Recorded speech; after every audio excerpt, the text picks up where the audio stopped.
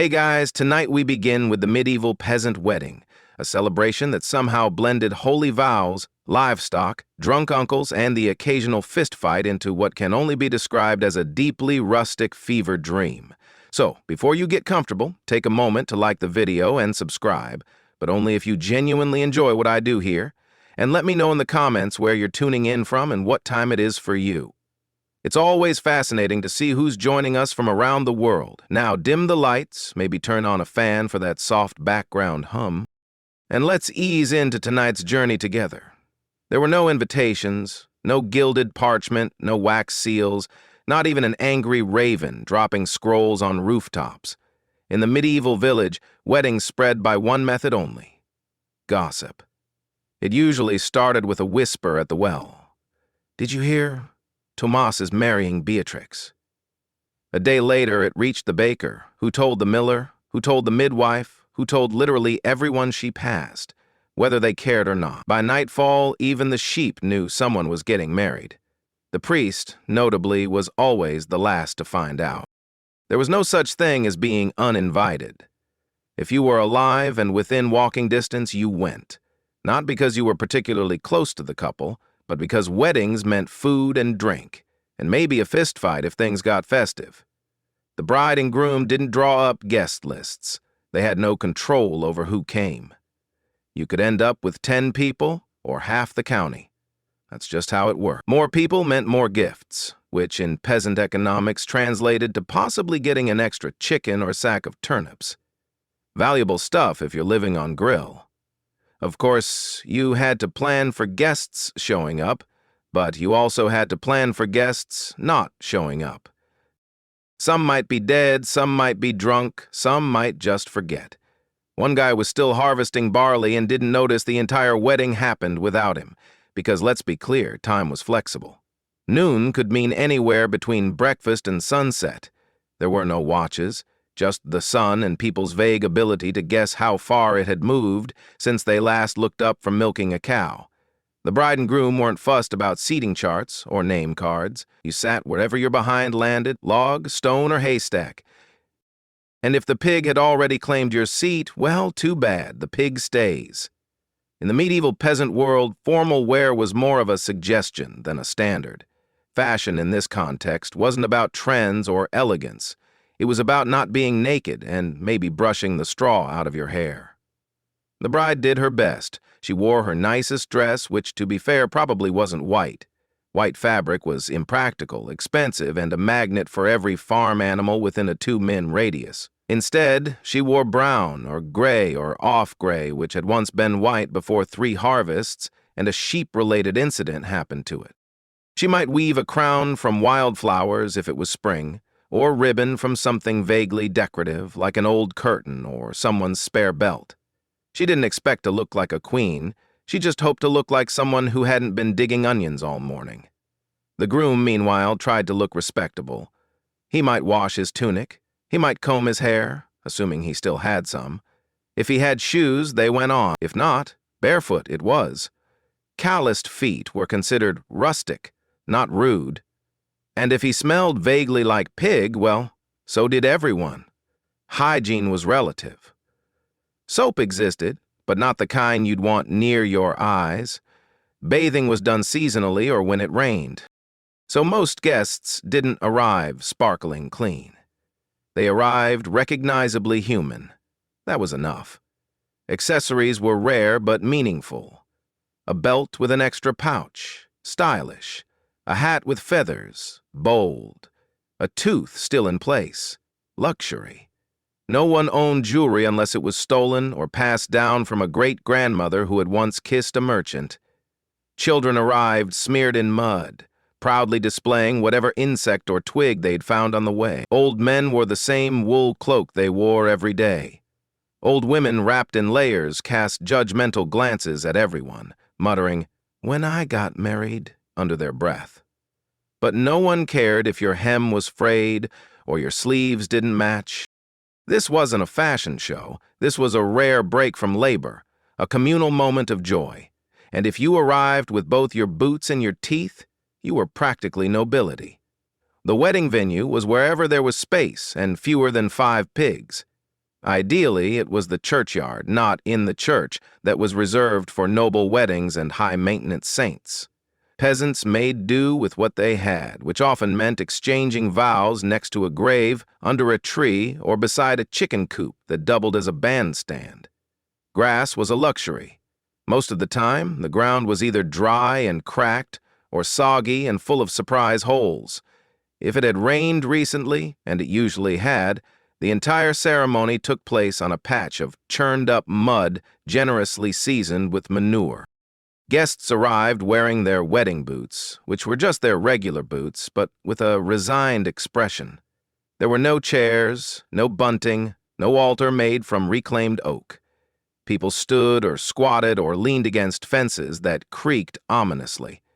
Sometimes someone brought a bench, and the elders claimed it immediately, like royalty, without a throne. Everyone else just tried not to fall into a ditch. The decorations, nature, mostly weeds. If someone hung a few flowers or ribbons around a fence post, it was considered Martha Stewart-level ambition. The rest of the setting was filled in by animals, dogs sniffing everything, chickens absolutely underfoot, and the occasional confused goat photobombing the betrothal. And then there were the smells. Pigs in the next field, sheep nearby, the faint but persistent scent of cabbage stew simmering in someone's pot. Combined with sweat and ale breath, it was less a wedding ambiance and more a medieval cologne sampler. But still, people showed up because setting didn't matter. This was a rare break from the grind of survival. The wedding could be held in a puddle surrounded by compost, and it would still be better than weeding barley all day. By the time the bride and groom stood before the priest, most of the guests were already itchy, sunburned, or 3 cups of ale into the celebration. Which was fine, because the ceremony itself wasn't exactly a Shakespearean affair. It was short, it was awkward, and if the priest had somewhere to be afterward, it was even shorter. For medieval peasants, marriage wasn't about flowers, rings, or tearful vows. It was mostly about contractual clarity. The church by the 12th century had begun to insist on a priest's involvement. But truth be told, many couples considered themselves married the moment they declared their consent in front of witnesses. I take you as mine and you take me as yours. That was the gist. Romantic in a highly practical, tax-liable way, some ceremonies included a blessing and a few Latin mutterings. Most didn't involve kissing, not because of modesty, but because no one was eager to put their mouth on someone else's mouth after 6 days without soap. The priest might cross himself, say a prayer, and then rush off to his next task, like helping dig a grave or yelling at a goose. The church had range. There were no rings unless someone found a bent copper trinket or inherited a questionable family heirloom. Some couples exchanged small tokens, cloth, a knife, or a coin, to seal the deal. Others just shook hands and hoped no one backed out before sundown. Consent was the key. Both parties had to agree out loud and in front of others. If the bride said nothing and looked like she might bolt, the priest technically had to delay things. But often a stern glance from a parent or a reminder of dowies already exchanged moved things along fast. And that was it. No organ music, no flower petals, no long speeches, just 2 peasants standing in a muddy yard saying yes to a future of shared labor, screaming children, and, if they were lucky, 1 good blanket. But despite the simplicity, the weight was real. In that moment, surrounded by friends, livestock, and curiosity-driven toddlers, they were bound not by lace or incense, but by words. And in the medieval world, words had power, especially when followed by ale. Now, when peasants said feast, what they meant was, we have more than one kind of food today, and nobody has to steal it. The post-wedding meal wasn't catered. There was no menu. There were no servers. There was, however, a communal pot that had been boiling for hours and contained roughly half the village's hopes and all of its root vegetables. The centerpiece of the meal was usually a stew bubbling in a cauldron the size of a small cart. Into it went cabbage, leeks, onions, barley, turnips, maybe some dried peas, and if you were really lucky, a bit of meat. a chicken if someone had been feeling generous or reckless. Otherwise, flavor was left in the hands of salt or fate. Guests didn't sit at tables. They found a rock, a bench, or a sturdy dog. Bowls were passed around, and if you didn't bring one, you had to eat from your hands or borrow your neighbor's. Spoons were wooden, shared, or theoretical. Fingers did most of the work. Drinks were better. Ale was plentiful, home-brewed, and stronger than expected. It went down fast, burned slightly, and made even burnt stew taste like joy. Water was technically an option, but most people avoided it since it often doubled as a bacteria cocktail. Ale, safer and more festive.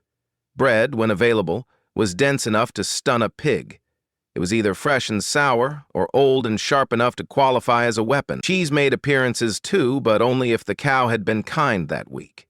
There were no desserts unless someone brought berries or dried fruit, and no one trusted the berries. Still, it was abundance by peasant standards. A second bowl, a third, that was luxury. Children raced around with crusts in hand. Elders gnawed contentedly. Gums be damned. Dogs wandered underfoot, receiving more food than usual and less appreciation than they deserved. And despite the lack of silver platters or fancy cuts, the feast meant something. It was a chance to be full, to rest, to celebrate something other than surviving winter. Because when you live a life ruled by seasons, plows, and random plague outbreaks, any excuse to eat together and laugh loudly is a victory, even if it tastes mostly like boiled cabbage. Forget blenders and monogram towels. In a medieval peasant wedding, the gift registry was simple. Bring whatever you can carry, preferably alive or edible. Wedding gifts weren't about sentiment, they were about survival. Guests brought what they had: a couple of eggs, a chunk of hard cheese, a chicken tied by its feet, or in truly generous cases, a small sack of grain. These weren't presents so much as practical investments in the couple's new life together, because nothing says congratulations on your lifelong binding contract like half a dozen turnips. Occasionally, someone would arrive with something a bit more interpretive: an old hoe missing a handle, a wooden spoon with bite marks, a goat with a limp and questionable eyesight. But even that was better than arriving empty-handed. Showing up without a gift marked you as either very poor or very bold, and either way, people noticed. Money was rare. Most peasants didn't see coins often, and when they did, they tended to hoard them like dragons hoard gold. So the idea of giving money as a wedding gift was laughable. Goods, not coins, made the world go round. If someone gave the bride a jug of ale or a loaf of fresh bread, they were practically royalty. Sometimes gifts were recycled, and yes, that's as medieval as it gets. A goose given at your wedding might reappear at your cousin's wedding a year later, slightly older and angrier. There were whispers of one clay jug making the rounds for over a decade. No one remembered where it came from, no one dared keep it. But the gifts weren't just for the couple. They also played a role in community optics. Giving something useful proved you were invested in the household's success. It signaled goodwill, participation, and maybe a hope that when it was your turn to marry, someone would return the favor with a particularly plump chicken, and despite the randomness and re-gifting, there was warmth in it. These weren't luxurious things, but they were what people could spare. In a world where most had little, giving anything at all was an act of generosity, even if it squawked the whole way there. Every medieval village had its own cast of characters, and they all showed up at weddings, uninvited and impossible to miss. Think of it as a social reunion mixed with reality TV, minus the cameras, and with more goats. First, there was the village loudmouth, usually an older woman who knew everyone's business and had no filter. She'd start with, "Bless the happy couple," and finish with, "Though we all remember what happened last harvest behind the bakehouse." She wasn't trying to stir the pot. She was the pot. Then came the local wise woman, part healer, part witch, full-time source of rumors. She would bless the couple with a mysterious herb no one could identify and mutter something like, "May your cows always give milk unless they don't." People nodded solemnly. No one wanted to make eye contact. You'd also spot the retired soldier who hadn't fought a battle in 30 years, but still wore part of his dinted helmet and told the same story about a skirmish near France that probably didn't happen. He'd shout to the bride and groom and immediately fall over. And of course, the drunk uncle. Every village had one. Red-nosed, overly affectionate, and prone to yelling, "Love is war!" while trying to dance with someone's grandmother. He'd gift a bent spoon or a suspiciously light jug of ale. Still, it was tradition. But beyond the personalities, the real engine of the wedding was gossip. Weddings were ideal breeding grounds for juicy whispers. Who showed up late? Who looked too cozy with the shepherd? Who brought a gift that looked suspiciously like the one they got last year? Nothing escaped notice. If the bride's dress had a stain, someone had an entire theory. If the groom looked pale, someone declared he'd been hexed.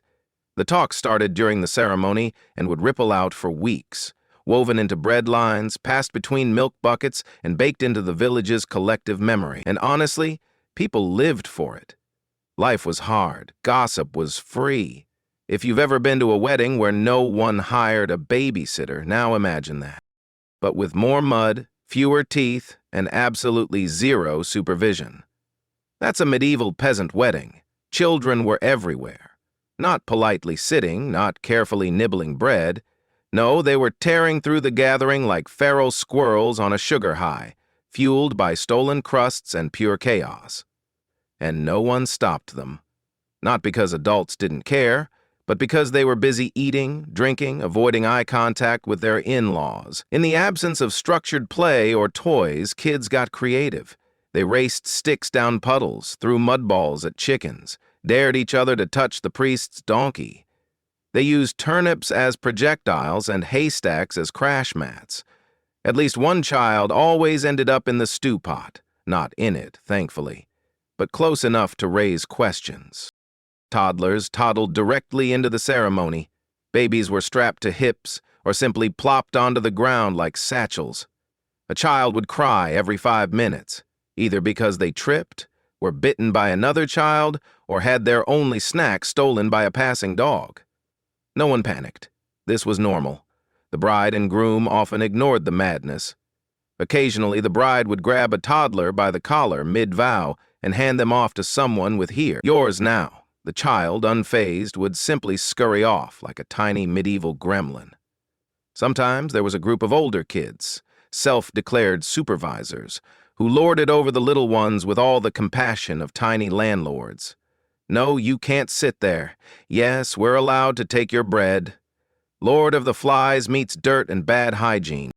In truth, weddings were some of the only times children were allowed, even encouraged, to be completely wild. It was understood, let them burn off steam while the adults did the same. If they didn't come back covered in scratches, bruises, and someone else's breadcrumbs, were they even at a wedding? By the end of the day, most children were passed out in hay piles, sticky and exhausted. A few had acquired minor injuries, but no one was surprised either. In the grand tradition of medieval peasant weddings, music was less organized performance and more whatever sound someone could coax out of an object. If you were lucky, a local with a fiddle showed up. If you were very lucky, he knew more than one tune. The most common musician was that one guy. Every village had one who claimed he could play something: a flute, a pipe, a badly tuned lute with 3 strings, and one dream. Sometimes the instrument was improvised: a pot lid and a stick, 2 jugs, or just enthusiastic whistling through missing teeth. If no one brought an instrument, well, congratulations.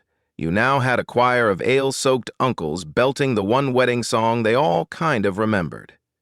The lyrics were vague, slightly inappropriate, and repeated until someone passed out or forgot the words, whichever came first. Drums, when present, were anything that made noise when hit: buckets, barrels. One time, a well-fed goose in a sack. Rhythmic stomping was also a favorite, particularly useful since it doubled as dancing and scared away rats. The repertoire narrow. Most songs fell into one of 3 categories: love songs, where someone definitely dies at the end; drinking songs, where everyone dies at the end; Historical ballads, where everyone dies at the end. Historical ballads, where everyone dies at the end. Historical ballads, where everyone dies at the end.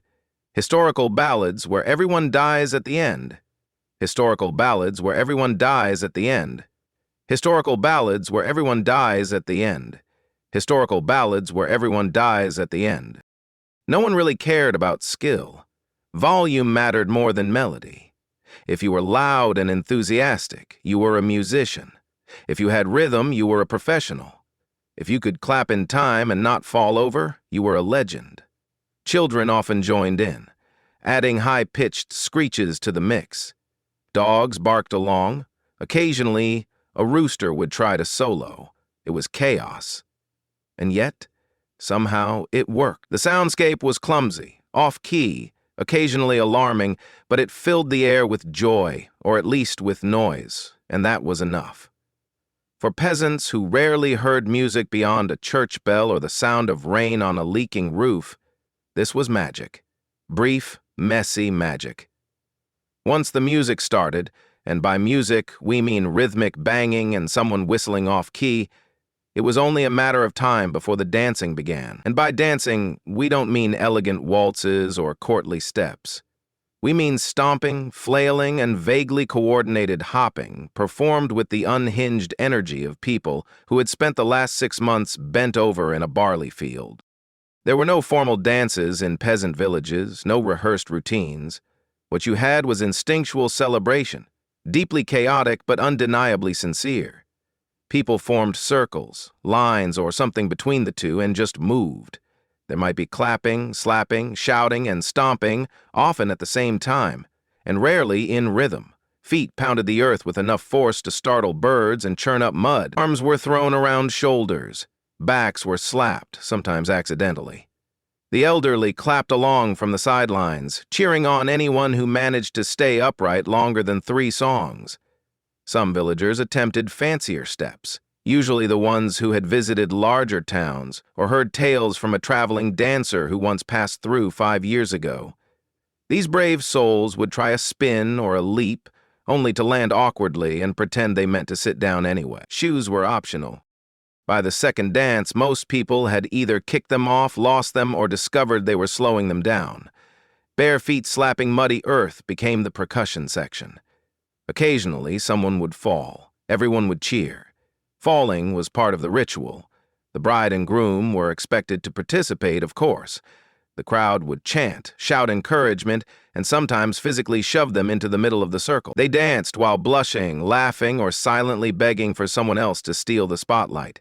Children joined in too, inventing their own moves, which mostly involved spinning until they fell over. One particularly bold child often started a conga line. No one knew where they learned it, they just did. And while no one would call it graceful, the dancing was honest. It was joyful. It was peasants saying, "We're alive, we're fed, we're together, let's move." If music was optional and dancing was improvised, ale was absolutely mandatory. No medieval peasant wedding was complete without it, and not just a pint or two. We're talking jugs, barrels, buckets, and anything else that could hold a fermented liquid without leaking too fast. Water was considered suspicious, mostly because it tended to contain unpleasant things, like frogs, filth, or dysentery. Ale, on the other hand, had been boiled during brewing, which made it safer and far more entertaining. It wasn't always strong, but it could be, depending on who brewed it and how little they valued subtlety. Most weddings featured a mix of weak ale, suitable for children and the elderly, and something stronger, which could drop a grown man in 3 cups flat. The latter was often stored in large wooden casks and ladled out like soup. You didn't ask what was in it, you just drank it and hoped you remembered the rest of the evening. Mugs were passed around freely. If you had your own, great. If not, you shared. No one worried about germs, mostly because the concept of germs hadn't been invented yet, and also because ale felt clean. That tingly, burning sensation, that was the sanitizing effect, they said, or possibly blindness. With each round, the crowd got louder, looser, and a bit more chaotic. Polite laughter gave way to belly laughs. Stories became more exaggerated. People started complimenting the bride's smile or the groom's oddly shaped knees. Someone always started a drinking song, which turned into a shouting contest, which then turned into a nap under the table. There was always one person who shouldn't have had that last cup, the kind who began by singing and ended by vomiting behind a haystack. And yet, no one judged. That was just part of the ritual. In a world of hard labor, harsh winters, and looming mortality, ale was more than just a beverage. It was social glue. It made people talk, laugh, confess, and occasionally fall into a trough. And at a wedding, it served one essential purpose: to turn a sacred union into a party no one would remember clearly, but everyone would remember fondly. No medieval peasant wedding was complete without a touch of chaos. Not necessarily planned chaos, but the kind that simmers under the surface until someone's elbow nudges the wrong jug or someone else flirts with the wrong cousin. Let's start with the flirtations. Weddings were matchmaking gold mines. You had music, drink, food, technically, and a field full of eligible peasants who had spent the past several months covered in mud and despair. A wedding offered the rare chance to see someone without soot on their face. It was basically medieval speed dating. Glances were exchanged, flowers were awkwardly offered, a few brave souls attempted poetry, which usually involved rhyming hay with may, and quickly losing their nerve. The dance floor was prime flirting territory, though most moves involved tripping into someone and pretending it was romantic. Of course, not all flirtations were welcome, and that's where the fights began. The most common triggers. Someone danced too closely with someone else's intended. Someone spilled ale on a borrowed tunic. Someone insulted someone's goat. Again, the fights were rarely serious, mostly shoving, slurred shouting, and the occasional wrestling match in the mud that no one actually tried to break up. By the time it ended, both parties were usually too tired or too drunk to remember what they were arguing about. They'd shake hands, share a mug, and move on. Then there were the accidents. Weddings plus livestock plus ale equals unpredictable results. Chickens were frequently stepped on, children fell into barrels, someone always tripped into the stew pot. Once, a goat got tangled in the bride's veil and dragged her 10F'd before anyone noticed. She was fine. The goat was applauded, but no one was surprised. Accidents were part of the fun. They gave the villagers stories to tell for years to come. Remember Tomas's wedding, when old Magda sat on the beehive? Instant legend. And while nobles had pristine banquetes and rehearsed toasts, peasants had spilled ale, accidental kisses, and mild head injuries. And somehow that felt more genuine. At some point in every medieval peasant wedding, right after the fourth drinking song, but before the goat stole the bread, someone would look around and ask the question, "Hey, where'd the bride and groom go?" Cue the knowing smirks, the raised eyebrows, the older aunties nudging each other and muttering things like, well, they didn't waste time, because everyone knew exactly where the newlyweds were, or at least what they were doing. Consummation wasn't just tradition, it was legally important. In medieval Christian Europe, a marriage wasn't considered fully valid until it was, let's say, made official in the eyes of the Lord, and a sagging straw mattress. Technically, some weddings even had witnesses. A disturbing mix of custom and nosiness, though by the later Middle Ages, most villages wisely abandoned that part. The newlyweds usually slipped away to a barn or a back room or a hoft. Someone had swept for the occasion. Privacy was relative. There were no locks, and curtains were a luxury. But the important thing was symbolic disappearance. The community understood. Let them vanish. Let them bond.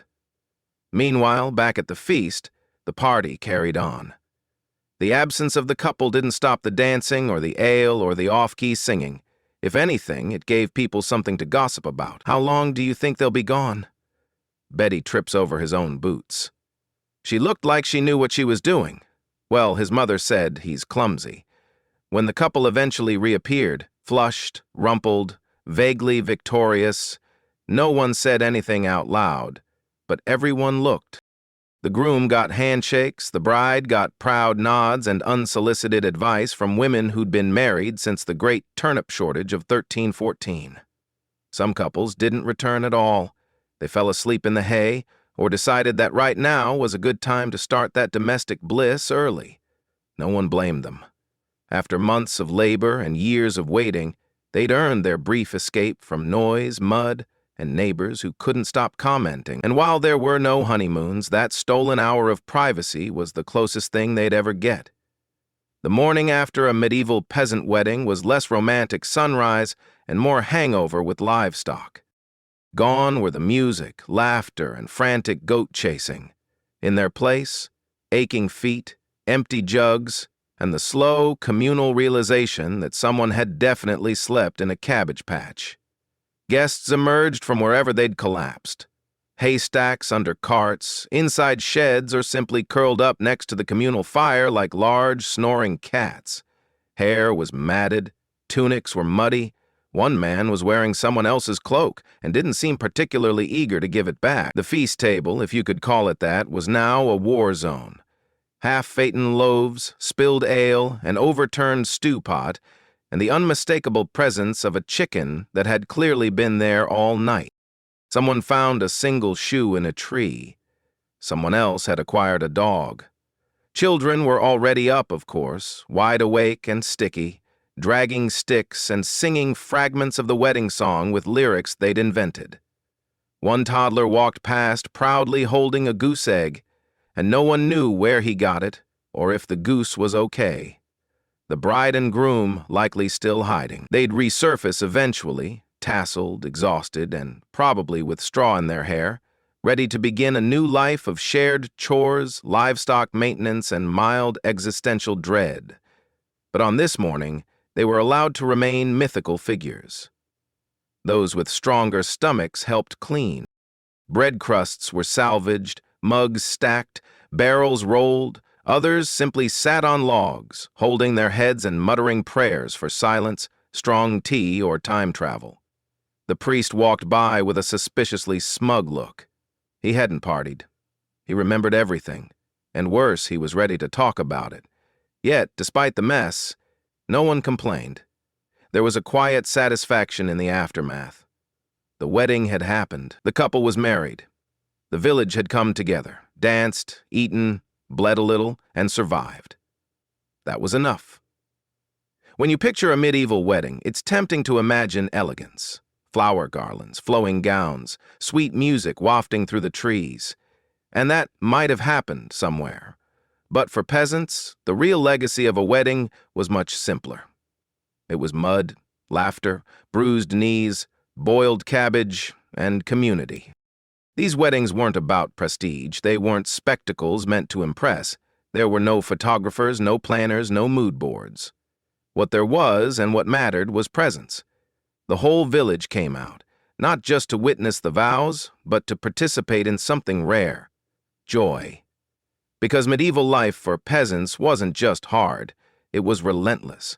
Hunger, disease, taxes, bad weather, and the occasional armed noble crashing through your barley field. Joy was brief. Fun was suspect. But weddings were the exception, a communal pause in the chaos, a moment where dirt-stained hands held bread instead of tools, and voices sang instead of swearing at rocks. Even if the stew was bland, the ale ran out, or someone got kicked by a donkey, it didn't matter. What mattered was that the village gathered to say, "These two people now face the world together. Let's all shout and spill things in their honor." And so, the legacy of the peasant wedding wasn't captured in stained glass or chronicled in illuminated manuscripts. It lived on in stories told over bread fires, in the song hummed during the next harvest, in the smile between a couple sharing stew months later, now with calloused hands and shared debt. It was in the mud stray, the goose-related injuries, the whispered gossip that somehow became legend. It was real, it was messy, and it belonged to the people. And if the world ended tomorrow, as it occasionally tried to do in the Middle Ages, the villagers would at least have this memory. A day when life felt lighter, when no one worked, and when two people said yes to each other while chickens clucked disapprovingly nearby. Before the wine was poured or the lyre was plucked, there were rules, lots of them. Despite the chaos and laughter later in the night, the Greek symposium was not some mindless frat party. It was ritualized, exclusive, and strangely sacred. You didn't just show up and start drinking. No, that would have been barbaric. First, you had to be invited. The host, known as the symposia, carefully curated the guest list. This was an all-male affair, freeborn men only, slaves they served. Women, only courtesans or Haiti were allowed inside. Wives stayed home. The evening began with a meal. The dapanon, where everyone would eat reclining on couches, heads propped up on cushions like relaxed philosophers. This wasn't the symposium proper, this was the warm-up. No alcohol yet, that came after, because once the food was cleared and the floor swept, the real event began. The wine was mixed with water in a large crater. To drink wine unmixed, as the Scythians did, was considered uncivilized. The symposiac decided the ratio. Weak, you're here for conversation. Strong, you're here for chaos. It was a fine line, too, and things stayed stiff. Too drunk, and Plato's dialogues turned into a Dionysian disaster. Now, here's where it gets interesting. Every symposium had a purpose, usually philosophical, political, or poetic. But underlying all that was a sense of sacred leisure, what the Greeks called scholar. This wasn't wasted time. It was where ideas were born, where young aristocrats sharpened their minds, played verbal games, composed impromptu poetry, and maybe, just maybe, fell in love. Before the debate started, libations were poured to Dionysus, the god of wine and divine madness. There was singing, sometimes by hired musicians, sometimes by the guests themselves. A flute girl might play. A courtesan might challenge a guest to a riddle, but everything was structured. The wine passed clockwise. Each round came with a toast. Drinking too fast was frowned upon. Getting sloppy was shameful. The ideal guest? Witty, graceful, and just drunk enough to tell the truth beautifully. In the end, the symposium was a performance, a place where men proved their intellect as much as their tolerance for wine. It was a dance between reason and indulgence. And if you broke the rules, you weren't just embarrassing yourself. You were insulting the very spirit of the gathering. The physical setting of a symposium was no accident. It was a stage for both mind and body to perform. The event typically took place in a specially designed room in the Greek household called the andron, reserved solely for men. It was a square space lined with couches or klini, each wide enough for a man to recline on his side while propped up on one elbow. The center was left open, perfect for servants to pour wine, dancers to perform, or for the occasional impromptu game involving tossing wine leaves at a target. Yes, they had drinking games too. Light came from flickering oil lamps, and the air was thick with the scent of burning incense, roasted meats, and the occasional perfume worn by courtesans. It was intimate, sensual, and designed to lower inhibitions without erasing the intellect.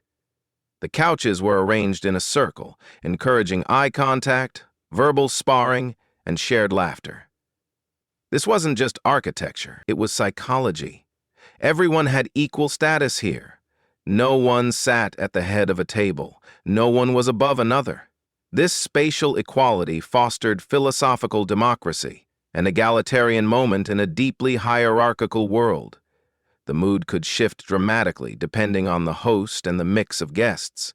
Some symposia were political strategy sessions, disguised as drinking parties. Others devolved into singing contests and naked dancing, and some, like the one described in Plato's Symposium, were lofty, abstract, and almost religious in tone. But they all began in the same place, with a shared space, a shared drink, and a shared sense that something important was about to happen. Even the decor mattered. Walls were often adorned with mythological paintings. These were not just pretty images. They were reminders of the thin veil between civilization and ecstatic chaos. They whispered, "This is play, but it's sacred play." And let's not forget the wine itself, served in decorated cups, kailikes. These often had erotic or comic scenes painted at the bottom, slowly revealed as the drinker emptied his cup. The moment of draining your drink came with a laugh, a blush, or a clever comment, depending on who was watching. At the heart of many symposia was a dynamic that still baffles and fascinates modern minds: the piaristia relationship between an older man, the orizes, and a younger male beloved, the eremos. This wasn't just tolerated, it was idealized. The older man was the teacher, the lover, the sponsor of intellect and refinement. The younger man, usually a teenage boy of aristocratic birth, was the student and the object of admiration, and the symposium was their theater. This bond wasn't purely carnal, at least not in theory. It was supposed to be about virtue, discipline, and the passing down of knowledge and moral character. But that didn't stop the air in the symposium from becoming charged with erotic tension. The older men would use clever wordplay and recited poetry to woo the beautiful youths reclining beside them. Compliments were expected. Groping was frowned upon. The key was restraint. It proved control, dignity, and the seriousness of one's intent. The beloved, meanwhile, was expected to resist, at least publicly. His virtue lay in how well he could deflect advances with grace and wit. A boy who gave in too easily lost social value. A boy who refused everyone forever risked seeming cold or arrogant. The ideal kept everyone guessing. He blushed, he deflected, he teased, and above all, he listened. He was expected to absorb not just affection, but wisdom. Now, not every guest engaged in these dynamics. Married men were supposed to behave, but let's be honest, many didn't. Courtesans and heteri were allowed to offer physical pleasure, but the boys were meant to offer something higher: inspiration. They were the muses of the male elite.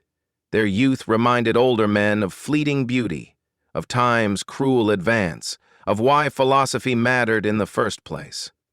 Plato famously used a symposium to explore the nature of love itself, as a ladder beginning with physical attraction and rising toward divine contemplation. But that lofty climb began quite literally on a couch beside a beautiful boy. The intimacy of the setting made it possible to speak of the soul without embarrassment, to admit longing without shame. Wine was not just a beverage at the symposium, it was the fuel, the compass, and the test. But the Greeks didn't drink the way we do today. To them, consuming wine unmixed with water was considered the mark of a savage. The ideal Greek drinker diluted his wine with at least 3 parts water. Why? Because wine was not meant to overwhelm. It was meant to loosen the tongue without dulling the mind. The central crater, a large mixing vessel, sat in the middle of the room like an altar. The symposia, often elected for the evening, decided the wine-to-water ratio. He wielded great power. A strong mix meant a wild night. A weak one signaled a night of poetry and discourse. It was a delicate balance, too, and the evening dragged. Too drunk, and you might vomit on your neighbor's sandals and earn eternal shame. Each guest was given a cup, often beautifully painted, and the wine was ladled out in rounds. It flowed clockwise, with each man taking a sip before passing it on. But it wasn't just about drinking. It was about rhythm. Each round came with a toast, a song, a witty remark. Wine invited vulnerability, creativity, and occasionally madness. The Greeks believed Dionysus, god of wine, could inspire both divine insight and complete insanity, depending on how much you poured. And pour they did, but not without purpose. There was an art to pacing oneself. A truly respectable guest could drink several rounds, trade clever jabs, recite Homer, and still sit upright, losing control. That was for barbarians. In fact, the symposium was partly a training ground to show that a real man could enjoy pleasure and still govern himself. Self-control, even in intoxication, was a virtue. That said, not all guests adhered to the ideal. The drunk, who danced naked, knocked over the lyre player, or mistook the serving boy for a sata became the subject of ridicule for years. Stories of symposium disasters were passed around like cautionary tales. But on the flip side, the slightly tipsy philosopher who spoke beautifully on the nature of justice or love might be remembered for eternity. Not every moment at a symposium was philosophical pondering. When the wine flowed and minds loosened, the Greeks turned to games and music, deliberate, structured amusements that revealed a man's spirit, cleverness, and social finesse. The symposium wasn't just a place for intellectual showmanship, it was a playground for performance. One of the most popular games was Cotter Boss, a bizarre and surprisingly elegant pastime.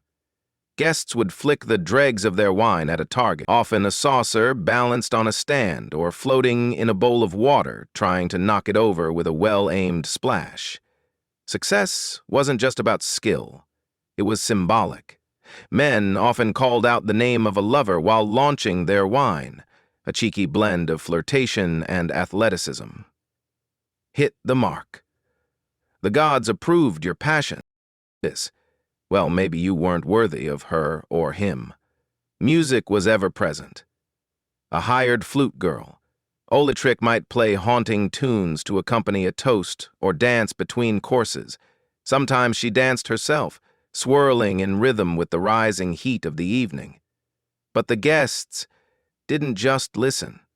They performed, reciting Homer, improvising erotic poetry, or singing drinking songs was not optional, it was expected. A man who couldn't carry a tune or deliver a clever verse was silently judged, even pied. But the real performance was verbal. Witty banter, sympathetic conversation was an art form. Verbal duels tested memory, wordplay, philosophical knowledge, and charm. Men would pose riddles, challenge each other to poetic improvisation, or tell biting jokes. It wasn't about cruelty, it was about finesse. The best conversationalist was quick, thoughtful, and slightly provocative. And then there were the riddles. Sometimes philosophical, sometimes obscene. A well-timed riddle could silence a room or send it into raucous laughter. The most admired guests could deliver a dirty pun and a theory of justice in the same breath. And if the room was right, if the wine was balanced and the company sharp, the entire event took on a magical atmosphere, half performance, half revelation. The goal of it all wasn't just to impress. It was to connect, to build bonds, to let personality, intellect, and desire intertwine. In this playful chaos, reputations were made or destroyed. Because in the Greek symposium, you weren't just judged by what you thought, but by how cleverly you could say it while half drunk and draped in a tunic. While Greek wives stayed behind closed doors, barred from the intellectual and sensual world of the symposium, another kind of woman moved freely through the flickering lamplight. Hitarai. These high-class courtesans were not mere entertainers or sex workers. They were educated, witty, and trained in music, conversation, and seduction. They weren't just present at the symposium, they were vital to it. A hatra could recite poetry, sing alongside the lyre, debate philosophical ideas, and outflirt even the cleverest aristocrat. Unlike most Greek women, she was not confined to the household. She could own property, attend parties, and even accumulate wealth. Some became legendary, like Aspasia, the famed partner of Pericles, who was rumored to have taught rhetoric to Athens' greatest minds. But make no mistake, their position was complex.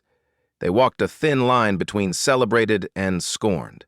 Revered for their intellect and charm, they were also objects of lust and satire. Still, in the wine-soaked world of the symposium, the hatra was often the only woman who could speak freely and be heard. Their presence changed the dynamic.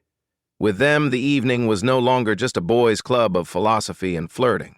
It became a charged, unpredictable dance of power and performance. A well-placed remark from a hatira could deflate a man's ego or spark a debate that lasted all night.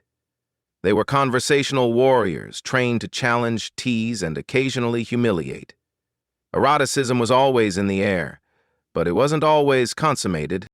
The flirtation, the tension, that was the point. Some heteri were lovers, others remained distant, using allure as leverage. They played by their own rules, often using their beauty and wit to climb socially or manipulate political alliances.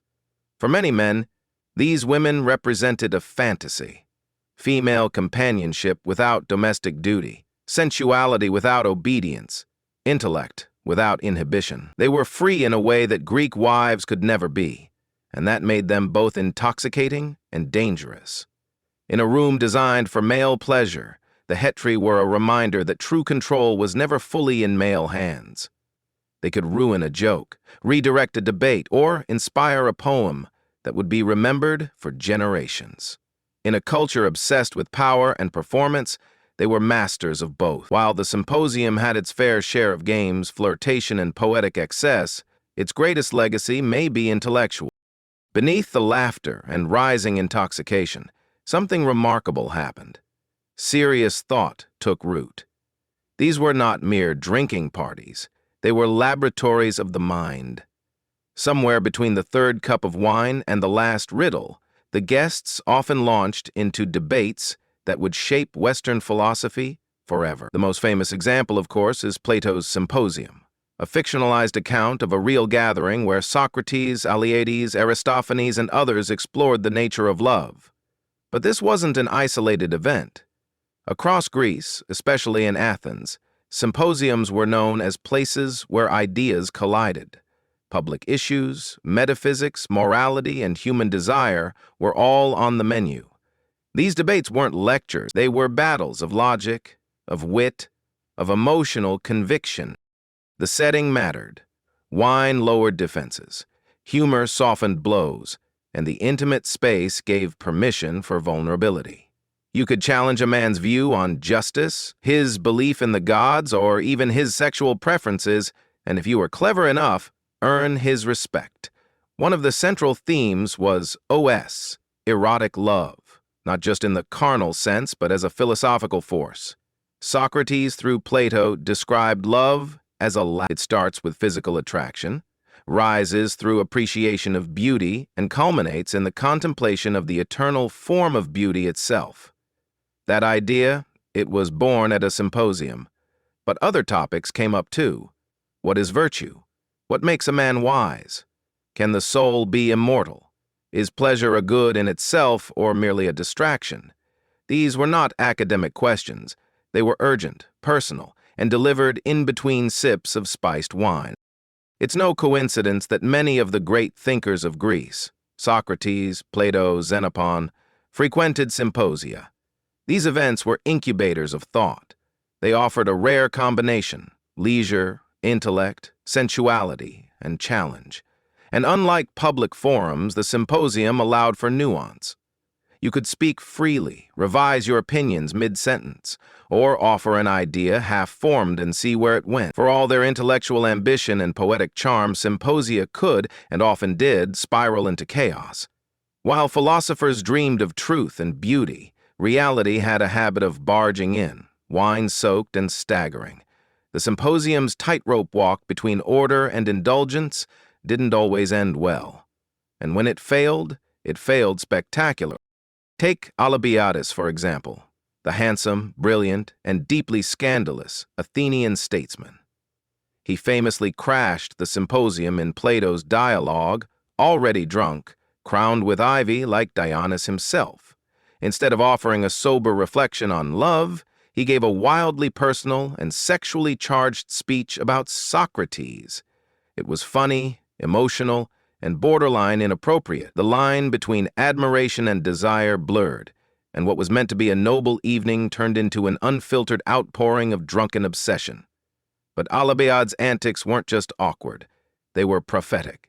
He would go on to betray Athens, flee to Sparta, switch sides again, and die in exile. His love of wine, performance, and recklessness mirrored the dark side of the symposium culture. Charm without restraint, brilliance without ethics. And he wasn't alone. Many political scandals had their roots in symposia. Gossip spread quickly. Who flirted too boldly? Who got too drunk? Who insulted a guest or blasphemed a god in the haze of wine? It was all noted, whispered, and weaponized. A misstep in a private symposium could ruin a public career. Symposia also became associated with decadence, especially in later periods. As Athens declined and Rome rose, the original balance of intellect and indulgence tilted dangerously toward pure hedonism. Wine was no longer watered down. Guests competed in gluttony instead of poetry. The flute girls outnumbered the philosophers, and what was once sacred play became cynical performance. Even the Spartans, famously austere, mocked Athenian symposia as soft, effeminate, and corrupt. To them, the very idea of reclining on couches, debating love while sipping diluted wine, seemed like a recipe for moral decay, and in some ways it was. Yet the Greeks were aware of the risks. That's why moderation was so prized. A man who could keep his dignity while drunk, charm without seducing, and argue without humiliating was the true hero of the symposium. Long after the last crater was emptied and the last lyre note faded, the Greek symposium left behind something far more enduring than a hangover. A legacy of intellectual culture that still shapes how we think, talk, and connect today. What began as a structured drinking party became one of history's most unlikely engines of philosophy, art, and social development. The symposium offered a radical idea, especially for its time, that leisure wasn't merely idleness. It was sacred space. Skoulala, the Greek word for leisure, is the root of our word school. That's no accident. The symposium turned leisure into a crucible for learning. It proved that wisdom didn't have to come from temples or classrooms alone. It could emerge amid wine, laughter, flirtation, and phlegmatic debate. Plato's Symposium is the most famous relic of this world, and its impact is hard to overstate. It gave us not just a model of structured philosophical dialogue, but enduring concepts like Platonic love, the ladder of Eros, and the idea that beauty and truth are intimately connected. The format of that work, men reclining, drinking, and riffing on a shared theme, would become the prototype for everything from university seminars to late-night salons. The Romans inherited the symposium and transformed it into the convivium, a more lavish, less philosophical affair. But the structure remained. Medieval and Renaissance thinkers reawakened the spirit of the symposium in their own salons, circles, and societies. And even today, we carry echoes of it. The dinner party that turns into a deep conversation at midnight. The book club that spends more time on existential questions than the actual book. The podcast where two minds drink, laugh, and dissect reality. Even the symposium's flaws have left their mark. The gender exclusivity, the hierarchies of beauty and age, the danger of excess, all remain relevant as cautionary tales in how communities are built and broken. But perhaps its greatest gift was the idea that pleasure and thinking need not be at odds, that beauty, desire, humor, and intellect could all share a single room, that truth could be seduced, not just reasoned. In the end, the Greek Symposium wasn't just where philosophy met pleasure. It was where civilization discovered that the mind, the body, and the spirit all need a place to play. And in that sacred wine-slicked space, the Western world learned how to talk. Imagine walking through the streets of ancient Thebes or Memphis. The heat radiates off the limestone, and the air smells of incense, lotus, and palm wine. But what grabs your attention isn't the temples or the towering obelisks. It's the people. Men and women alike.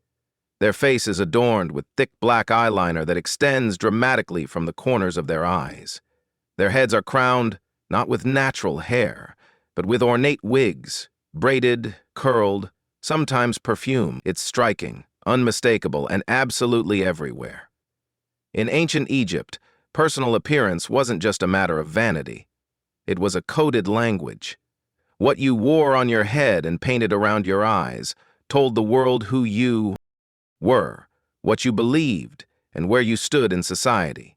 Wigs and eyeliner weren't mere trends. They were statements of identity, spirituality, and hygiene. Eyeliner made from a dark green pigment called malachite, or the more famous coal from galena, a black lead sulfide, was applied with careful precision. The look was bold, but not just for beauty. It was believed to protect the eyes from harsh sunlight, much like how athletes today use black, green. More importantly, it had deep spiritual and medicinal significance. The ancient Egyptians believed the pigment protected against evil spirits and infections, especially from the Nile's ever-present flies and bacteria. This wasn't superstition alone. Modern science has confirmed that lead-based coal may have had antimicrobial properties, so yes, your eyeliner could save your life. As for the wigs, they were more than fashionable headpieces. Hair was shaved regularly to maintain cleanliness and prevent lice. Wigs were worn daily by elites and on special occasions by the commoners. The material varied, wool, plant fiber, or human hair, and so did the complexity. Some were simple plaits, others towering structures of curls, beads, and even gold ornaments. A well-made wig was expensive and a symbol of wealth, much like a tailored suit or luxury handbag today. Together, the wig and the eyeliner created a persona, controlled, composed, and sacred. To appear in public without them, especially in the upper classes, would be unthinkable. It wasn't just about looking good, it was about being civilized, clean, protected, and in harmony with the gods. To ancient Egyptians, kohl wasn't just makeup. It was protection, identity, and even a kind of prayer. Both men and women, rich and poor, lined their eyes with bold strokes of black, stretching the pigment out toward the temples in elegant, sweeping arcs. And they didn't do it because it looked cool, though it absolutely did. They did it because the eyes were sacred.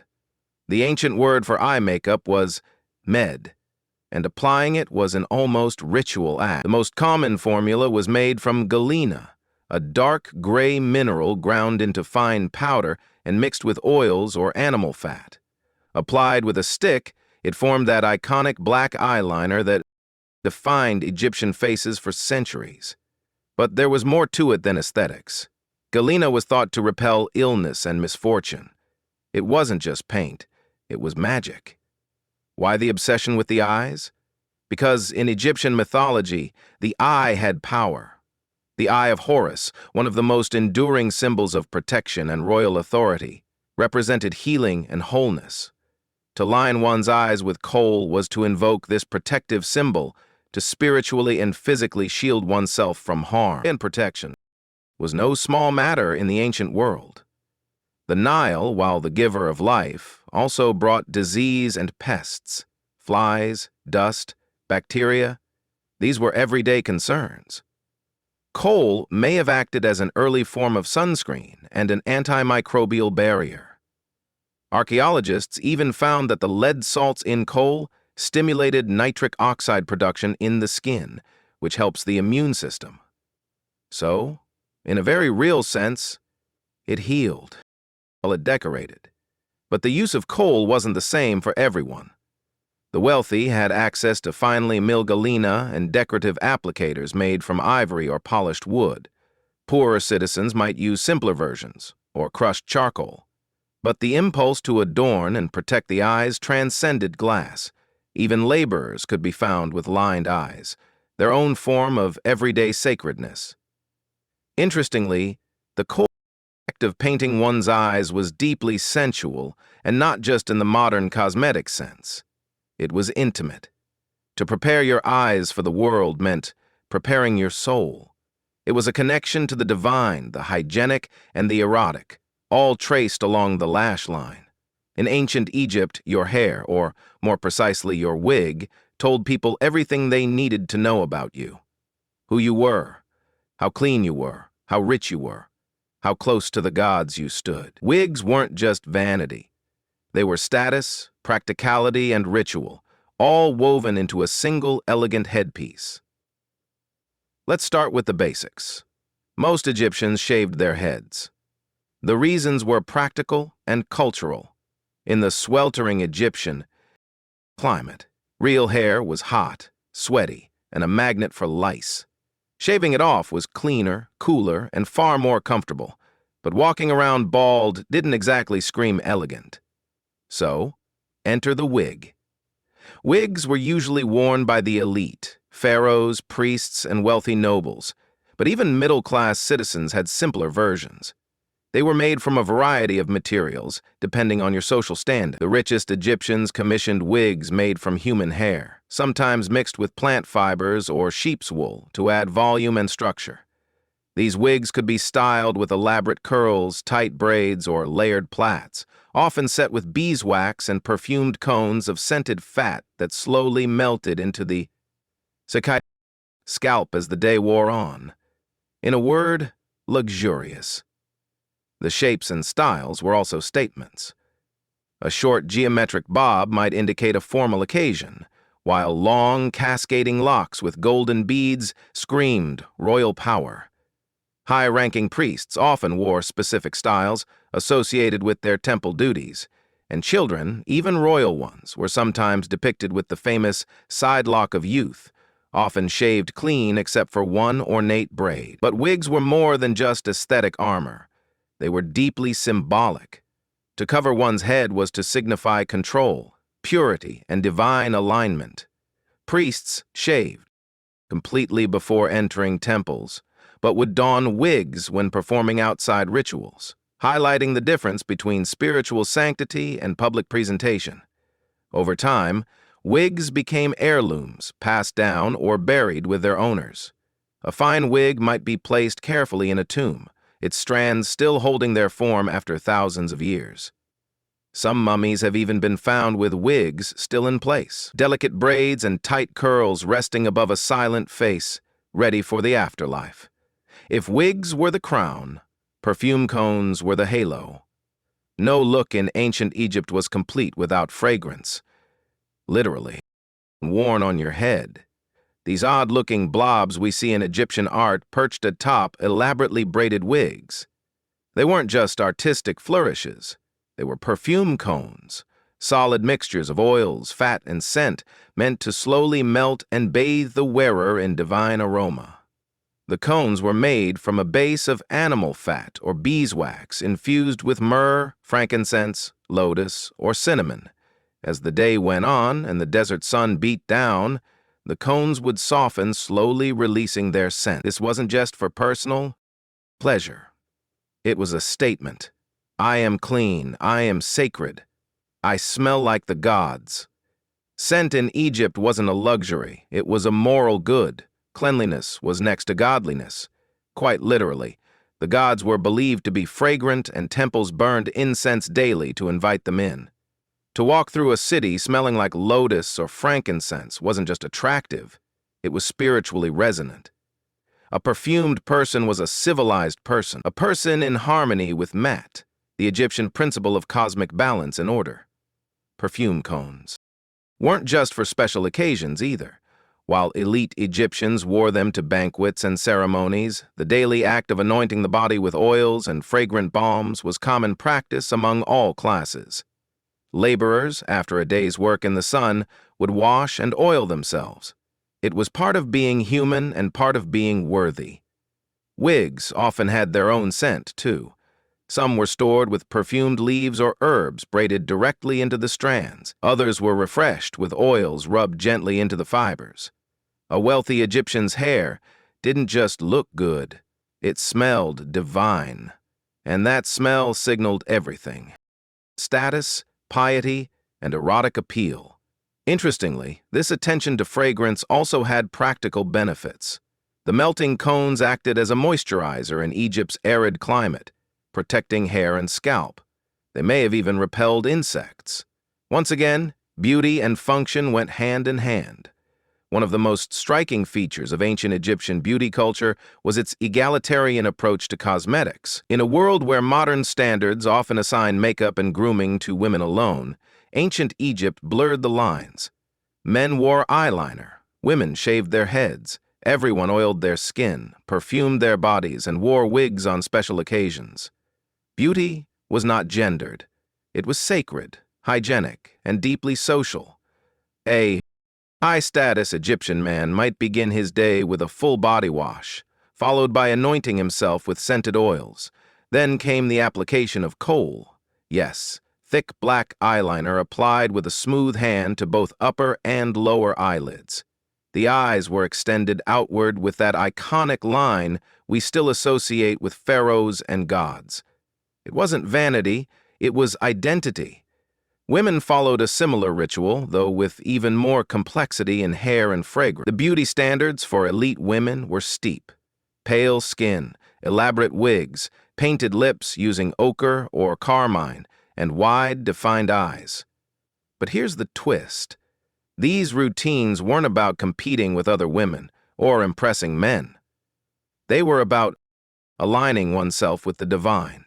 After all, the gods themselves were depicted in full regalia, heavily adorned, beautified, radiant.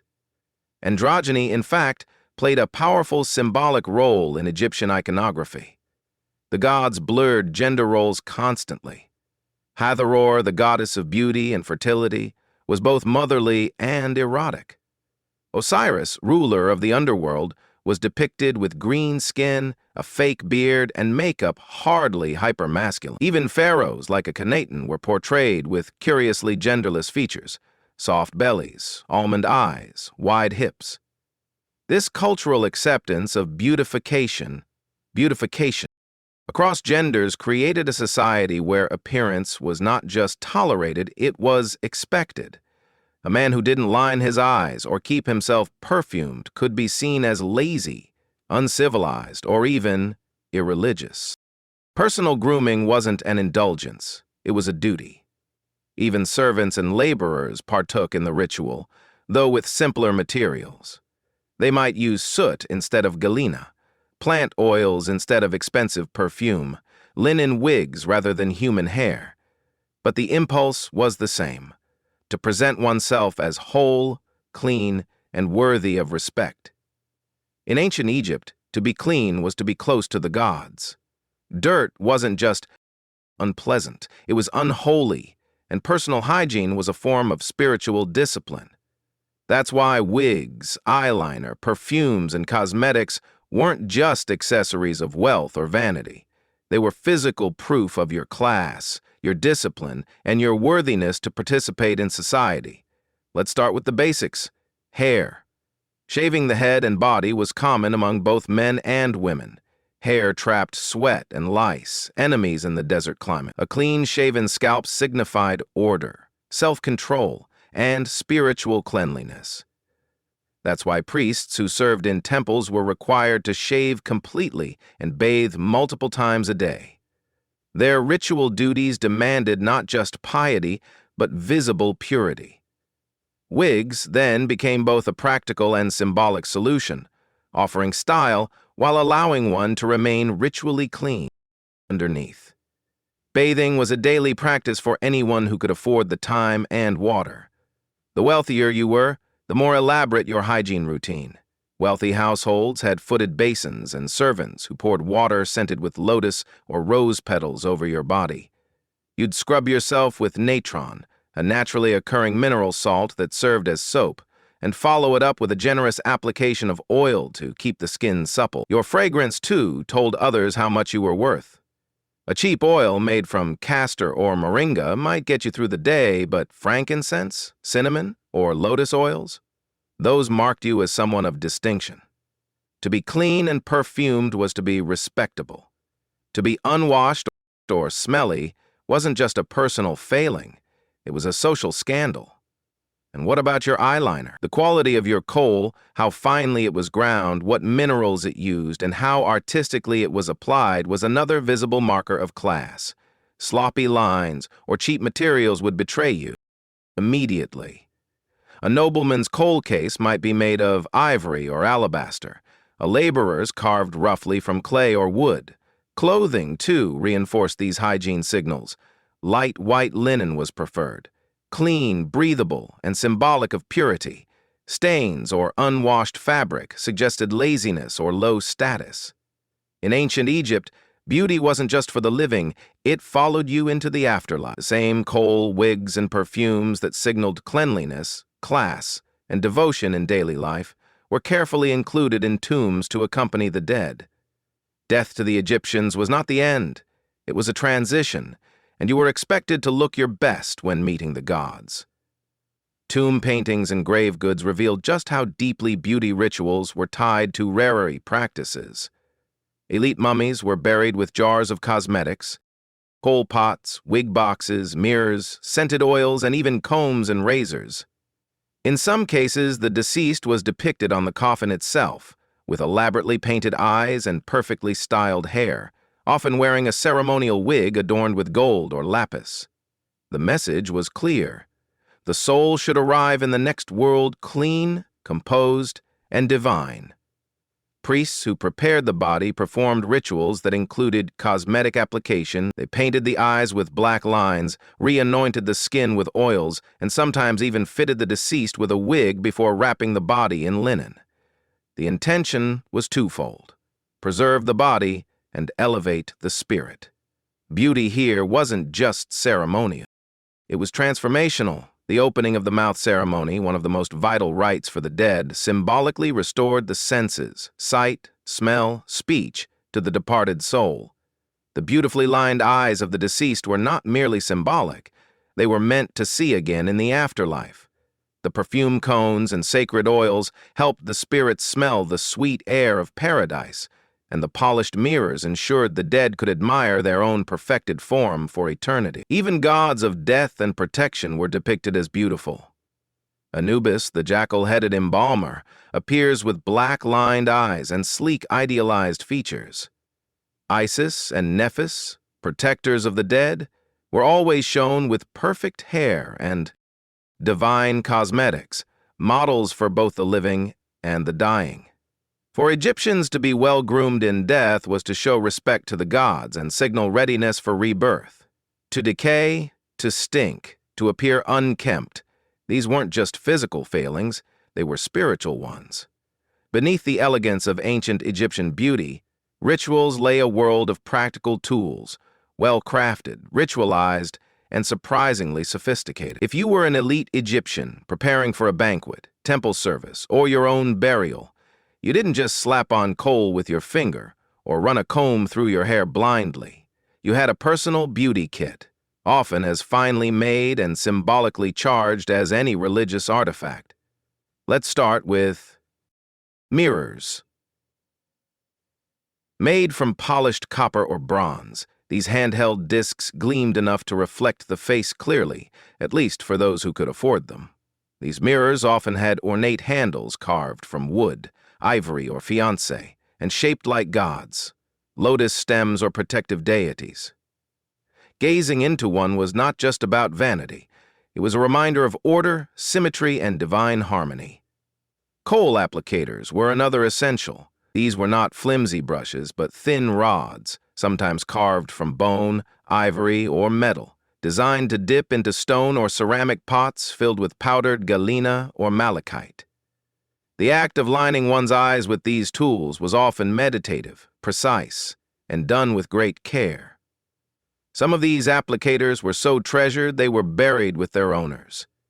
Wig combs were flat, wide, and made from carved wood or ivory, designed to gently untangle the intricate braids and curls of elaborate wigs. Wealthier individuals had full grooming kits that included razors for shaving, tweezers for plucking stray hairs, and even scent jars designed to hold various fragrant balms.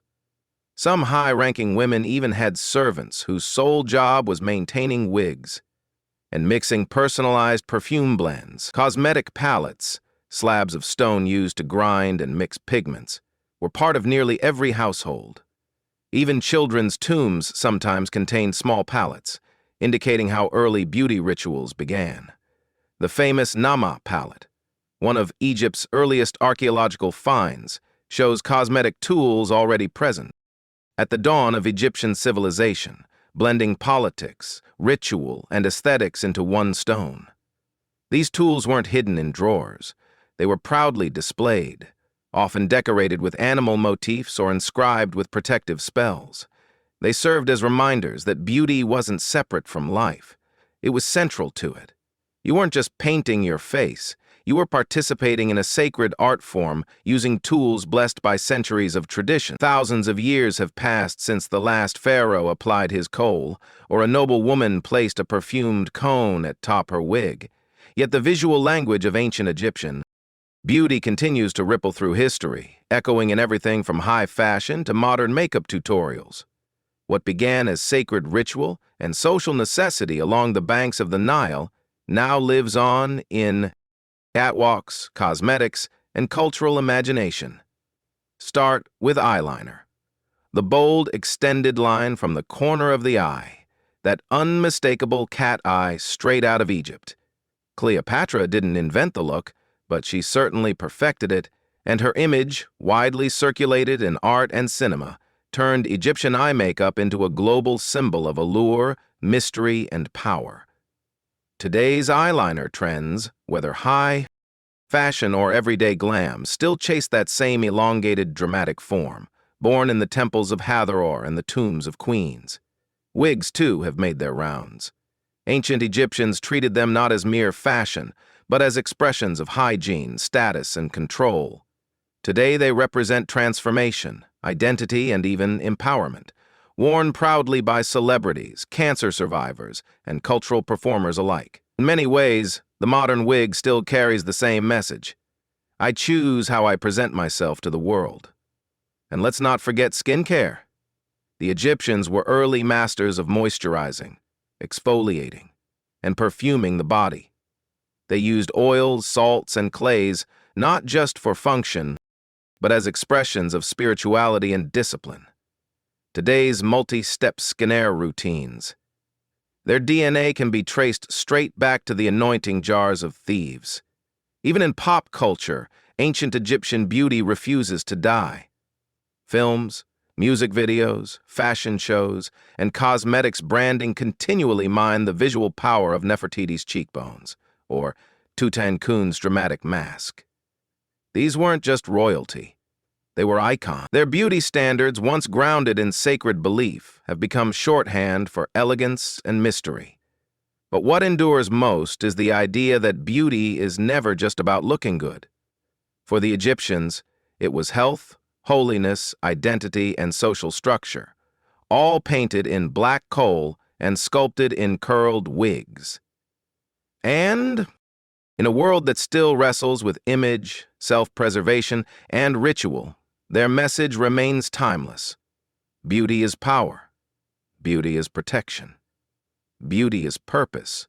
And from the temples of Karach to the vanities of today, that truth still lines our eyes. In the dying days of 6006, 3 small ships, Susan Constant, Godspeed, and Discovery, slipped away from the foggy shores of England under the banner of the Virginia Company, a private joint stock enterprise. The Virginia Company wasn't launching this voyage for charity or for the Crown's glory. It was a business venture, driven by dreams of gold, silk, spices, and, above all, profit. What they got instead was mud, disease, starvation, and a tiny, fragile outpost that would become the seed of British America. The men aboard these ships were a curious blend. There were seasoned sailors and laborers, but also many gentlemen, men with swords and titles, but no farming experience. Most had no idea how to build a colony. Few had ever done hard, manual labor in their lives. Their expectations were wildly out of step with the reality waiting on the other side of the Atlantic. After more than 4 months at sea, including a stop in the Canary Islands and a storm-battered journey through the Caribbean, the expedition finally arrived in what would later be called Virginia. On May 14, 607, the settlers selected a swampy, uninhabited peninsula along the James River to build their settlement. They named it Jamestown, in honor of King James III. From a defensive standpoint, the site seemed ideal. It was far inland enough to avoid detection by the Spanish Navy, and surrounded by water on 3 sides, offering protection from possible native attacks. But the location came with a cost. Brackish, undrinkable water, rampant mosquitoes, and poor soil. It was, in almost every practical sense, a death trap. Still, They unloaded their supplies and began constructing a wooden fort. The settlers had little idea what awaited them. Harsh summers, freezing winters, and a thin supply line stretched across the ocean. Within weeks, illness began to spread. The water made them sick. Food was scarce, leadership was weak, arguments constant. And yet, in that miserable, mosquito-infested patch of land, they laid the first stones of what would eventually grow into an empire. The gamble was massive. The risk was astronomical. But the dream of empire, wealth, and glory drove them forward, blind to the disaster that was already beginning to unfold. Jamestown had been founded. But survival, that was a whole other matter. From the moment the settlers set foot on Jamestown soil, death began its slow, relentless march. The land was lush with promise, but the reality turned cruel. The water was brackish, too salty to drink safely and too polluted to support life. Crops failed to grow in the sandy, marshy soil, and the men, mostly unused to hard labor, were not prepared to farm, fish, or hunt effectively. Within weeks, dysentery, typhoid, and malaria began to spread. Food supplies ran low almost immediately. Their original stockpiles brought across the Atlantic were never meant to last through an entire year. The settlers had counted on regular resupply ships and perhaps some quick local harvesting. Neither materialized. Most of the colonists were gentlemen or craftsmen, not farmers. They lacked the knowledge to grow crops in a new climate, and too many refused manual labor altogether, considering it beneath their station. The summer of 6007 was punishingly hot. Disease ravaged the population. Insects were everywhere. Drinking water from the river only worsened their condition. As hunger grew more desperate, the settlers turned to increasingly grim measures. They boiled leather for broth. They scavenged for roots, acorns, and even snakes and rats. By the winter, known grimly as the starving time, the situation turned horrific. That winter, the colony was under siege, not by Native Americans, but by nature and their own hubris. With Captain John Smith injured and gone, and tensions with the Powhatan Confederacy worsening, trade came to a halt. The settlers were effectively trapped behind the wooden walls of their fort, surrounded by hostile forests and freezing temperatures. Eyewitnesses reported unthinkable acts. The colonists resorted to cannibalism, exhuming corpses and boiling human flesh to survive. George Percy, one of the colony's leaders, later wrote of how they were driven through insufferable hunger to eat those things which nature most abhorred. Of the roughly 500 colonists alive in the fall of 6009, only about 60 survived to see the spring. If Jamestown had a turning point in its early chaos, it came in the form of one man, Captain John Smith, soldier, adventurer, and as he loved to remind everyone, survivor of many battles. Smith was not a nobleman. He didn't wear a powdered wig or carry a fancy title, but what he lacked in social standing, he made up for in grit, audacity, and hard-earned experience. Exactly what the floundering colony needed.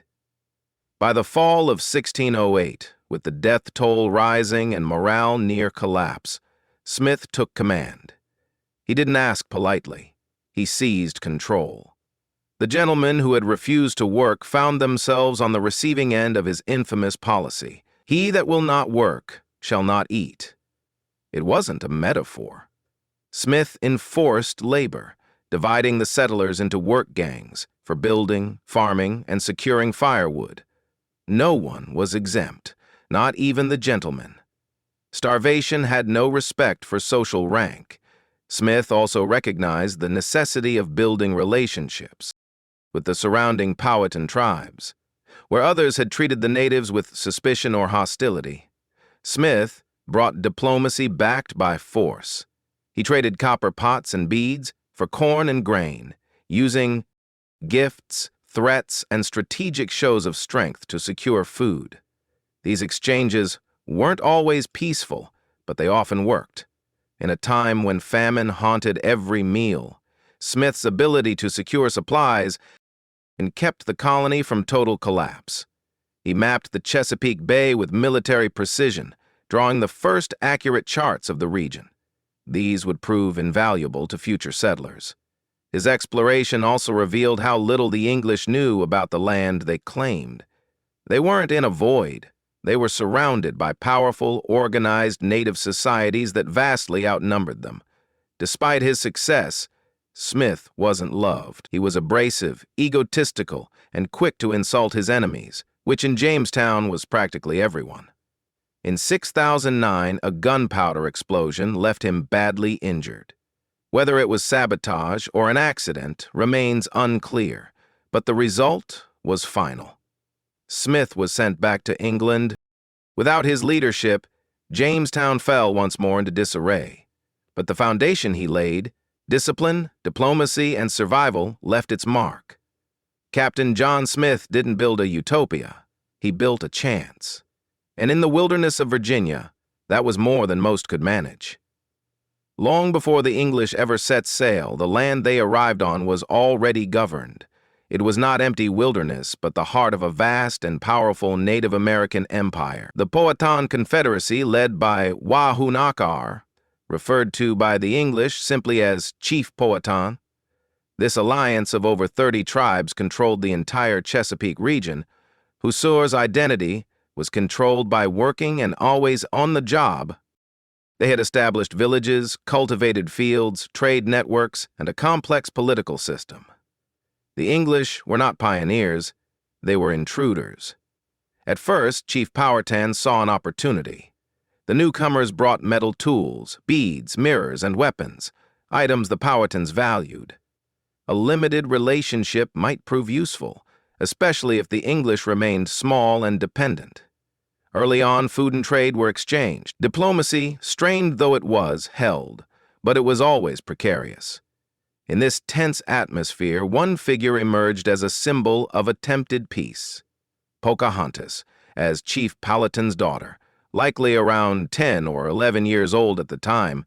She was not a princess in the European sense, but she was politically important. According to John Smith, she famously saved his life from execution in 6007, though modern scholars debate whether the story was exaggerated, misinterpreted, or invented altogether. Regardless, Pocahontas became a recurring figure in English accounts, often acting as a messenger or intermediary between the two cultures. But the truth couldn't last. As Jamestown grew, so did English demands for food, land, and dominance. The settlers raided villages when trade faltered. Powhatan warriors retaliated. Trust eroded quickly. The English viewed the land as something to possess, the Powhatan as something to live within. This difference in worldview made peaceful coexistence almost impossible. By 609, the relationship broke down entirely. The Powhatan Confederacy began a campaign of siege warfare, cutting Jamestown off from food and water during the brutal starving time. Any settlers found outside the fort were ambushed and killed. Inside, colonists starved or died of disease. It was a power struggle, and Powhatan was sending a message. This land was not up for grabs. The English, weakened but defiant, refused to abandon the colony. They believed God and empire were on their side. The Powhatan believed they were defending their home. The battle for Virginia wasn't just about land. It was about survival, sovereignty, and the refusal to bow. Few names from early American history are as romanticized or misunderstood as Pocahontas. For centuries, her story has been twisted into legend. A native princess saving a white Englishman, bridging two cultures with a single act of love. The truth is far more complex and far more tragic. Pocahontas, whose real name was Matawaka, was the daughter of Chief Powhatan and likely no more than 11 or 12 when the English first arrived. Her interactions with the colonists began early, largely through her connection to John Smith. Whether or not she saved Smith's life, as he later claimed, she did become a symbol of communication between the Powhatan and Jamestown. She brought messages, helped arrange food exchanges, and occasionally appeared at the settlement. Though not as some exotic curiosity, but as a political figure in her own right. As tensions grew and diplomacy collapsed, Pocahontas disappeared from the English record for several years. Then, in 1613, everything changed. During one of the many skirmishes between the colonists and native tribes, Pocahontas was captured by the English and held as a bargaining chip. Her captives demanded her father return English prisoners and stolen weapons. Chief Powhatan stalled. Pocahontas remained in captivity. During her imprisonment, Pocahontas converted to Christianity and was baptized as Rebecca. Some say she did so willingly. Others argue it was a coerced conversion. Either way, the transformation made her an ideal tool for colonial propaganda. She married John Rolfe, a tobacco planter, in 1614. Their union temporarily helped secure peace between the English and the Powhatan in what came to be known as the Peace of Pocahontas. But this was no fairy tale. Pocahontas never returned to live among her people. In 1616, she was taken to England as a living advertisement for the success of the Jamestown experiment. She was paraded before nobles and King James himself, dressed in English gowns, speaking their language, her identity overridden by colonial ambition. In 1617, while preparing to return to Virginia, Pocahontas died suddenly, likely of illness. She was around 21. Her death ended any illusion that harmony between the English and Powhatan could be sustained. Pocahontas lived between two worlds, never fully belonging to either. To the English, she was a symbol of conquest and assimilation. To her people, perhaps a tragic reminder of what was being lost. By 1610, Jamestown had survived starvation, disease, leadership collapses, and warfare, but barely. The colony still lacked what the Virginia Company wanted most: profit. There was no gold, no silk, and no spices. Investors back in London were growing restless. Colonization was expensive, and Jamestown was starting to look like a costly failure.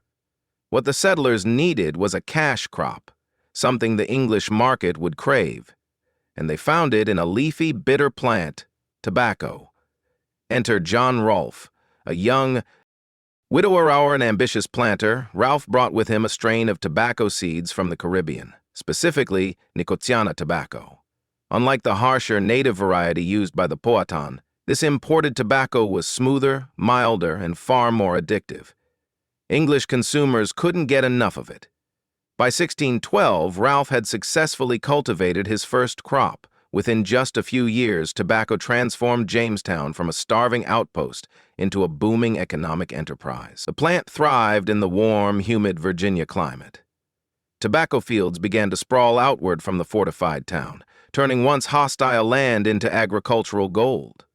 The English had found their reason to stay. But tobacco came with a price.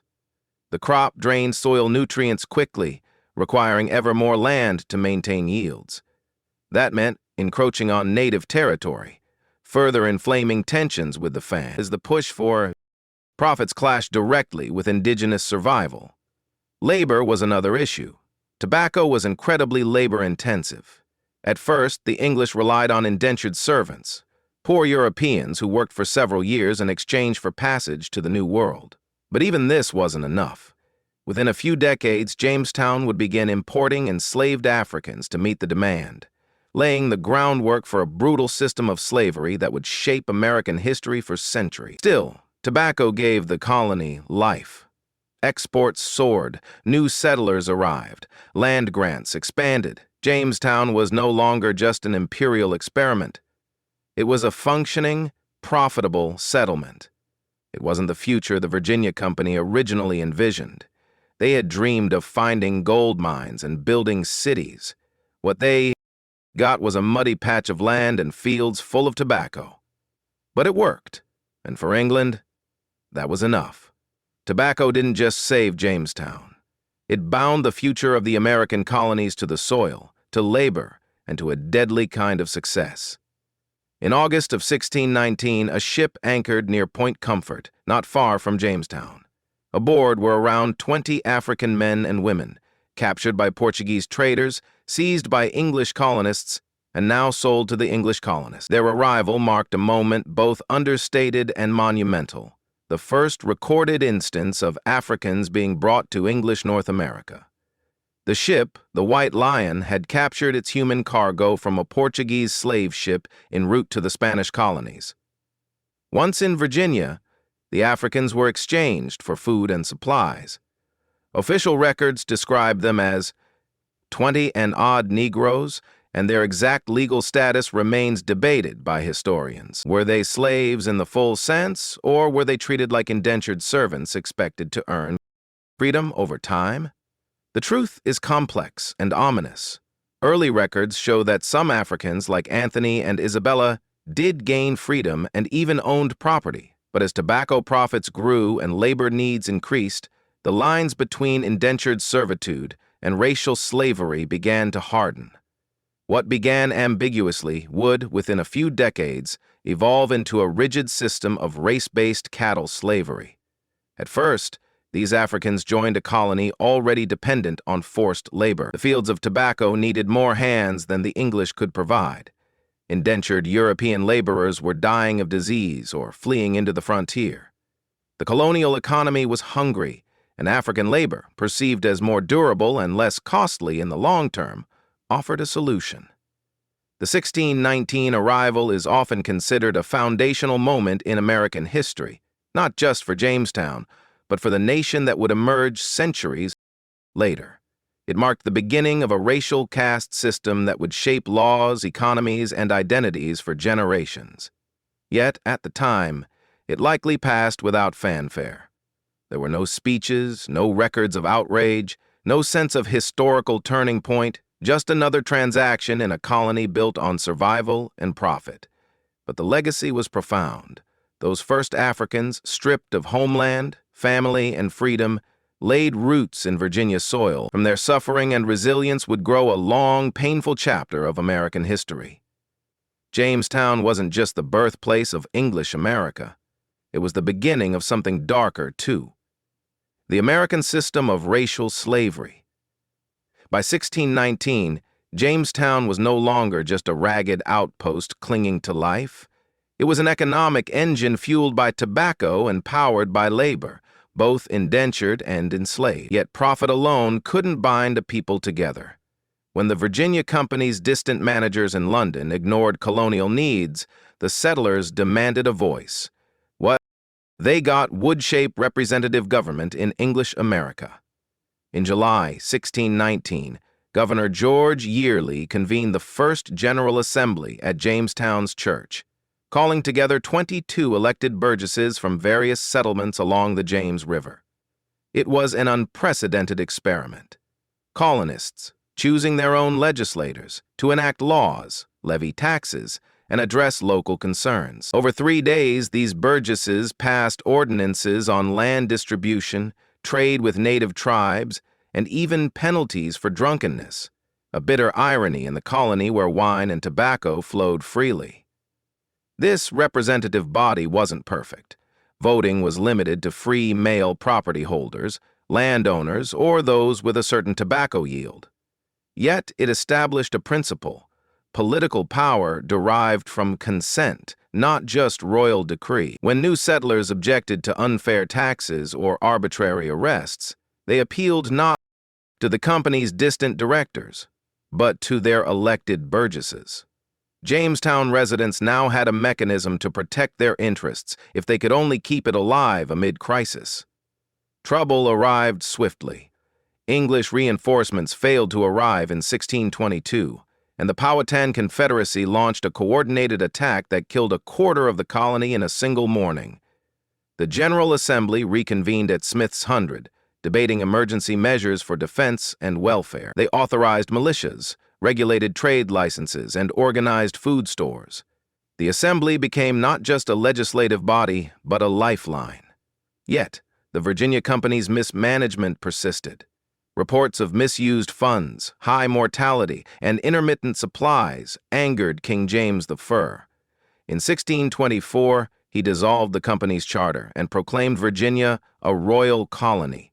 Jamestown's governor was now appointed by the Crown, but the General Assembly remained intact.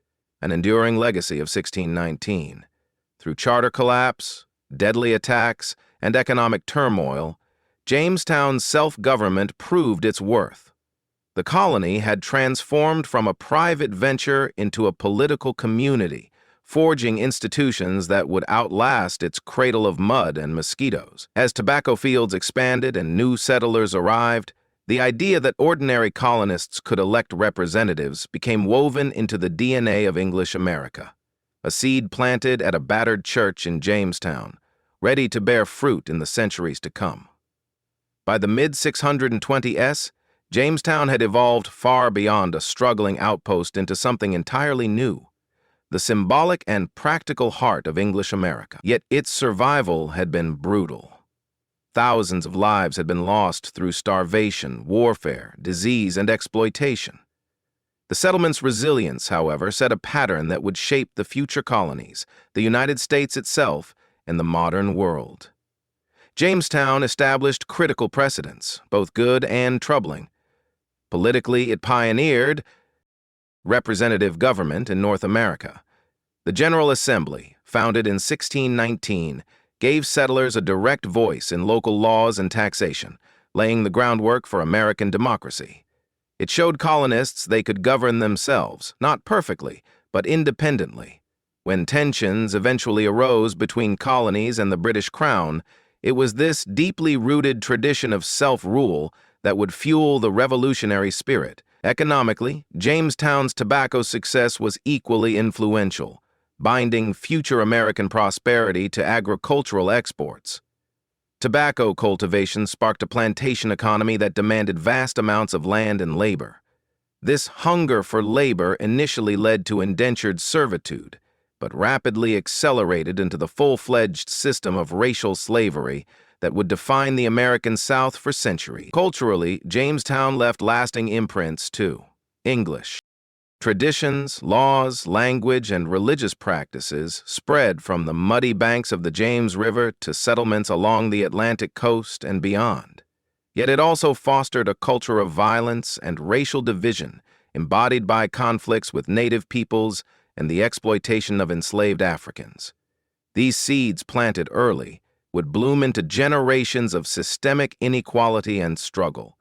The Powhatan people paid, perhaps, the heaviest price. Within decades, disease and conflict decimated their population, destroying an entire way of life. Jamestown's success, built on tobacco and self-government, was intertwined with this devastating loss, a contradiction at the core of American history. Today, Jamestown is remembered not as a simple triumph, but as a story of survival, courage, greed, oppression, and innovation. Its legacy lives in the democratic institutions born from its muddy streets, in the cultural exchange that reshaped global history, and in the deep wounds that still mark the nation's soul. Ultimately, Jamestown's true legacy is complexity itself, a tale not easily simplified into heroes or villains. Instead, it remains a raw, honest mirror reflecting what America would become: ambitious, contradictory, inventive, and often painfully human.